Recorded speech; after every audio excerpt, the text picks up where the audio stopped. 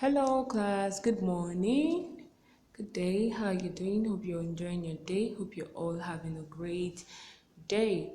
Now we'll be having home economics, and today on home economics we'll be learning about food preservation. We'll be learning about the various ways in which we can preserve food. Now let's look at the meaning of food preservation. Food preservation is the process of preventing the growth of microorganisms and chemical reactions that causes food spoilage.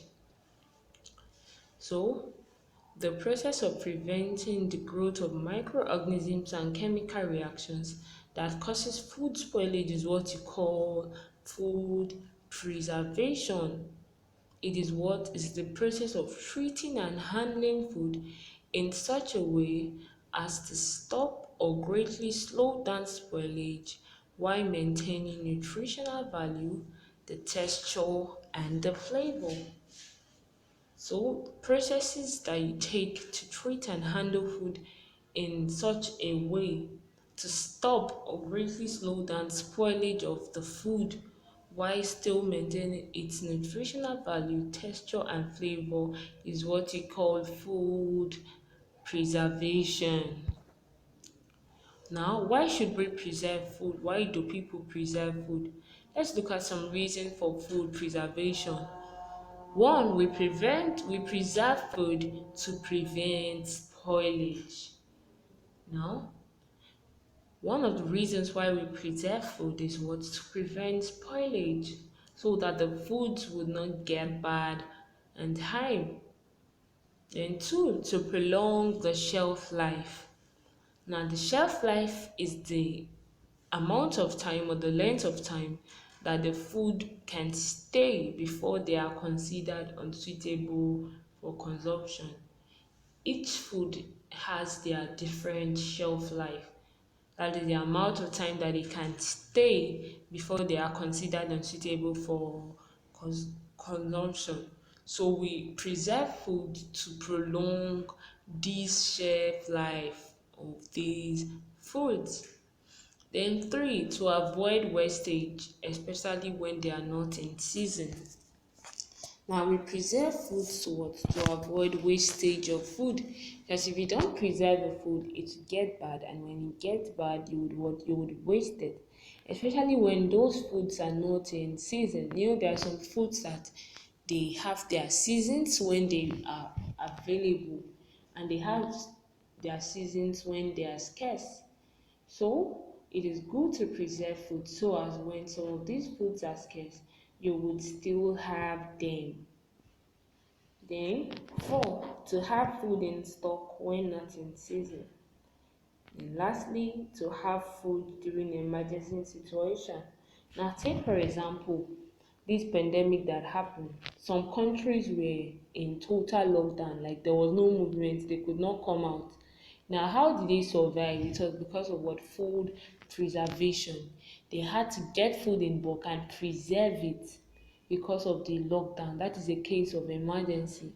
So if there was no means to preserve food, then there would have been no means for them to eat because the country was shut down completely. It was in total lockdown, no stores were open. But because there are ways in which they could preserve this food, they were able to survive.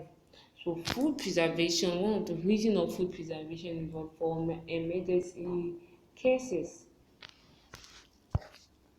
Now, we have different methods in which we can preserve food. We have different methods that we can use to preserve food. One, we have the drying method. Now, drying is one of the oldest methods of food preservation. It has been used for a very long time. Now, it is the process of what? Reducing the moisture content, that is the water content in the food. When you dry a food, you reduce the moisture content, that is the water content in the food. And when you reduce the water content, the food is able to stay longer. Now we have different ways of drying food. We have sun drying and we have oven drying. Now, examples of foods that you can preserve by drying is what meats, vegetables, fruits, and so on. Now, let's look at another method of food preservation. We have freezing. Now, freezing is another method of food preservation. It is when you pack food and keep it in the freezer for it to freeze so that those foods can last longer. Now, foods that you freeze, when you bring them out, they taste as new, they taste fresh, they taste just the way it tasted when you kept it in the fridge. Now, when you freeze foods, the taste do not change. So freezing is one of the method of what preserving food. When you freeze foods, they are able to stay longer. An example of foods that you freeze, we have fresh vegetables, fruits, meats and fish, breads and cake, and clear soup, and so on. These are all things that you can preserve by freezing. Now, three, we have pickling. Now, pickling is what using acid, a lot of acid or vinegar to stop food from spoiling. Like, for example, you can preserve fish by what? By putting it in a bowl of water that has a lot of salt in it. You can preserve it to an extent by putting it in a bowl of water that has a lot of salt in it. So that is what you call pickling. Now, when you put foods in vinegars or a lot of acid to stop the food from spoiling, there are other foods that can be pickled, like you have the ketchup and you have other foods, mustards. Now, these are all foods that can be pickled, that you can preserve by using a lot of acid, usually vinegar, to stop the food from spoiling. Now,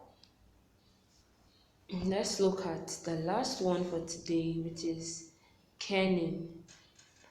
Canning is the process of applying heat to food that is sealed in a can in order to destroy any microorganisms that can cause food spoilage. Now, when you put packaged food in cans, it prevents um cold from entering it.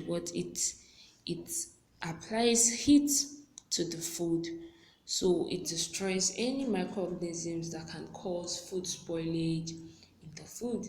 Now, foods that are being canned last long. So canning is a method of what food preservation. So that's it for home economics today. That's all we'll be learning about food preservation for today. So I want you to do these home activities for me at home. I want you to make sure you go through your notes so you can be answered and you can be able to answer these questions. So that's all we'll be doing for today in home economics. We'll be ending our class here for today. I want you all to stay safe, take care of yourselves, and don't forget that I love you all so much.